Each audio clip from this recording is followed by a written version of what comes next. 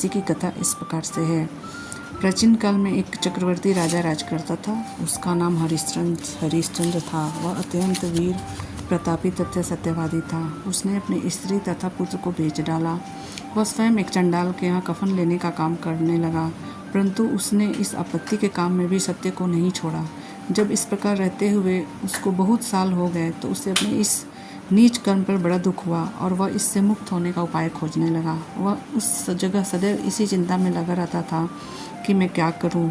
एक समय जबकि वह चिंता में था, गौतम ऋषि आए। राजा ने उन्हें देखकर प्रणाम किया और अपना दुख की कथा सुनाने लगे। महर्षि राजा की दुख की कथा सुनने लगे। महर्षि राजा के दुख से पूर्ण वाक्यों को सुनकर अत्यंत दुखी हुए और राजा से बोले कि हे राजन, भादों के कृष्ण पक्ष में एक एकादशी होती है। इस एकादशी का नाम अजय है। तुम उसी का व्रत करो। एकादशी का विधि पूर्वक व्रत करो तथा रात्रि को जागरण करो। इससे तुम्हारे समस्त पाप नष्ट हो जाएंगे। गौतम ऋषि के इस प्रकार के वचन सुनकर राजा हरिश्चंद्र बोले कि ठीक है भगवान, मैं ये व्रत अवश्य ही करूँगा। एकादशी आने पर राजा ने मुनि के कहे अनुसार विधि पूर्वक व्रत तथा रात्रि जागरण किया।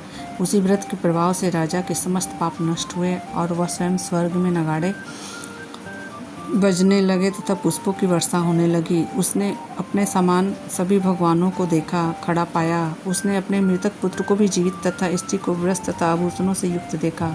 व्रत के प्रभाव से उसको पुनः राज्य मिला। अंत समय में अपने परिवार सहित स्वर्ग को गया। हे राजन, यह सब अजय एकादशी के व्रत का प्रभाव था। जो मनुष्य इस व्रत को विधि विधान पूर्वक करते हैं तथा रात्रि जागरण करते हैं, उसके समस्त पाप नष्ट हो जाते हैं और अंत समय में स्वर्ग को जाते हैं। इस एकादशी की कथा के सुनने मात्र से ही अश्वमेध यज्ञ का फल मिलता है।